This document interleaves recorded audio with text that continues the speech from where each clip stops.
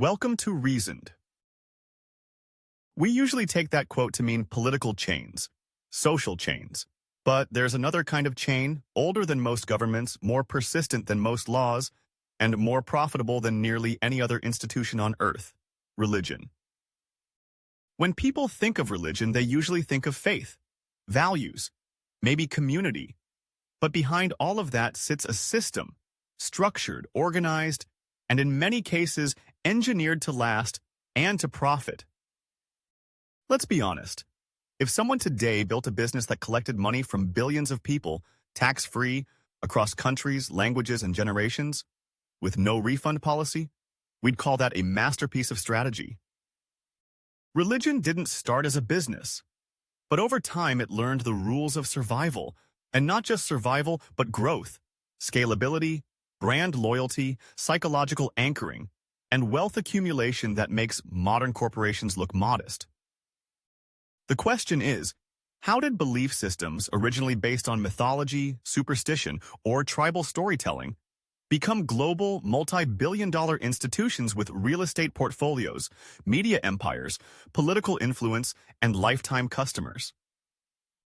It begins with a basic human need: meaning. From ancient times, people wanted answers to life's biggest questions. Why are we here? What happens after death? How do we deal with suffering? These are painful questions, uncomfortable questions. And when someone offers a story that gives certainty, direction, and hope, it's a powerful sell. But stories aren't enough to build institutions. What turned early belief into a machine was structure, hierarchy, and money.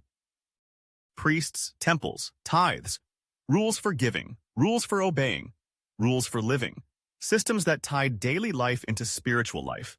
So religion wasn't just something you believed, it was something you lived and paid for.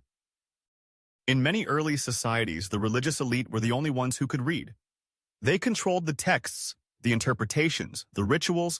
That monopoly on knowledge wasn't just spiritual, it was economic and political. Think about it. If you're the only person who can speak to the gods, you control the narrative. You control guilt and redemption, reward and punishment, even what happens after death.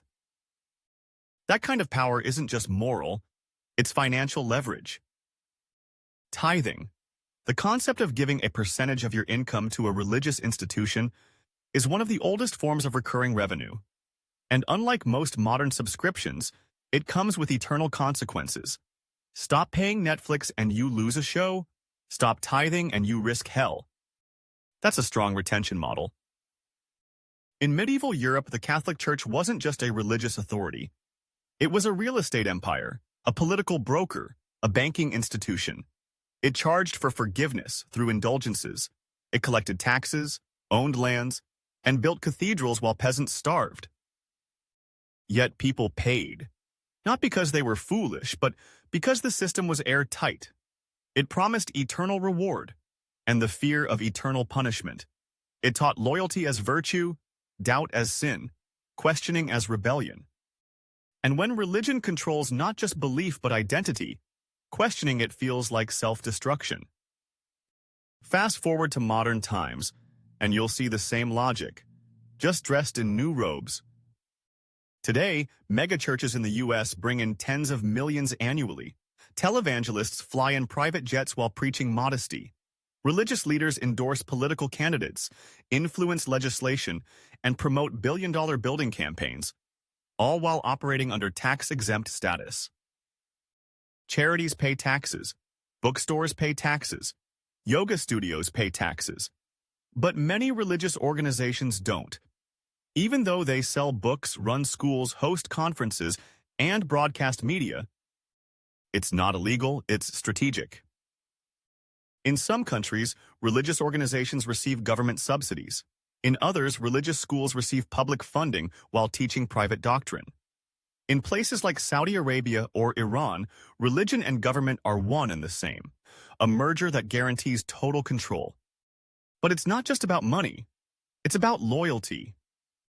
What religion mastered, long before capitalism, is the power of lifelong customers. Indoctrinated early, reinforced socially, emotionally bound through community, rituals, and fear of exclusion.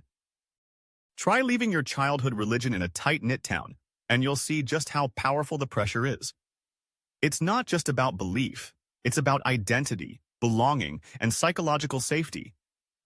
Religion doesn't compete on logic, it competes on meaning, on fear, on hope, and on narrative consistency. And the beauty of its business model? You never have to deliver results, you just have to promise them. Eternal life, divine favor, protection from chaos. You can't ask for a refund from a god. You can't take legal action if the prayer doesn't work. No customer support, no warranty, and no regulation. Compare that to any modern business. If Apple sold you a phone that didn't work, you could sue. If a doctor misled you, they could lose their license. But if a preacher sells you prosperity and delivers none, they keep preaching, and often you keep giving. There are even multi-level marketing echoes in some corners of religion. Bring in more believers and your social standing rises. Spread the message and you're seen as righteous. Evangelism becomes both virtue and recruitment strategy. And the psychological tools are old but effective. Guilt, shame, groupthink, repetition, music, symbolism, repetition, repetition. You attend a service weekly, hear the same phrases, sing the same songs, participate in rituals.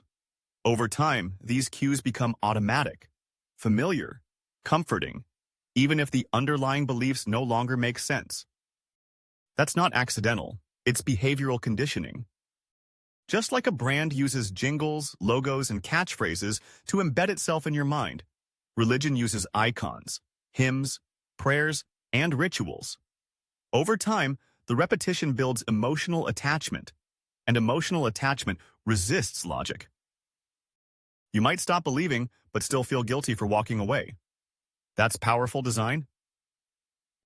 Now, to be clear, not all religious people are con artists, and not all religious institutions are purely profit-driven.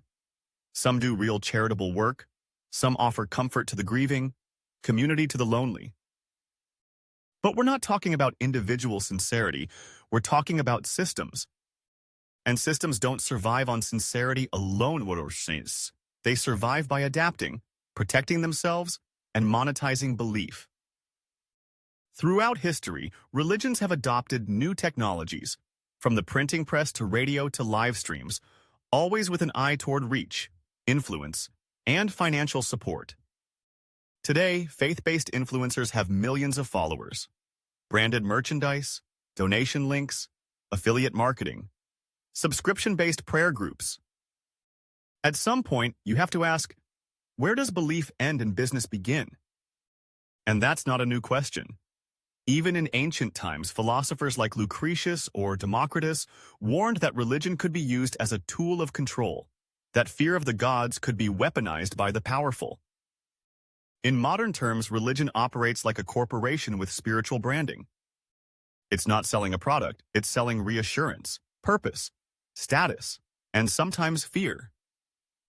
And when those things are deeply woven into your life, your friendships, your family, your self-image, it's hard to separate belief from identity, or to question the value of what you're giving your time, money, and trust to. But if we step back, really step back, we can see the model clearly. A service you can't verify, promises you can't test, payments you're expected to make, status you earn by loyalty, punishment for questioning, and rewards for obedience. That's not just faith, that's infrastructure. And it's lasted this long because it works. In the end, religion became the world's most successful business not by tricking people, but by understanding them. Our fears, our hopes, our need for meaning, our fear of death, our hunger for connection. And it's not going away anytime soon. Not because the gods are real, but because the model is.